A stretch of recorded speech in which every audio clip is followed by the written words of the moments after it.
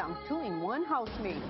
Ito na ang oras para pumili kayo kung sino ang nais niyong tulungan. Ayun, gusto ko pong tulungan si Elise po. Kaso kuya, parang mukhang mangyayari po, maglalaban po ata kami ni Tanner. Hindi naman ako matangkad, hindi naman malaki katawan ko. Hanggang bewa nga lang ako ni Tanner. Ikaw naman, Makoy. Wala pa nga din. Pinanghihinaan ka lang yun.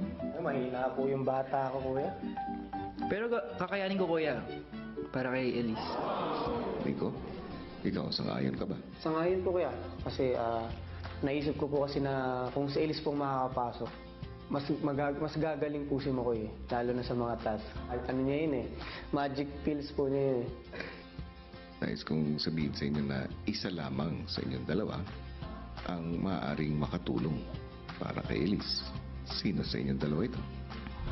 Ako po kuya, Makoy, gaano ka nakahanda? handang-handa kuya. Kaya itaya yung buhay. Wow! Wow! Big word! Hard sa inyo, hard sa inyo. Hindi ng bata mo. Yung ganyan natin. Oh!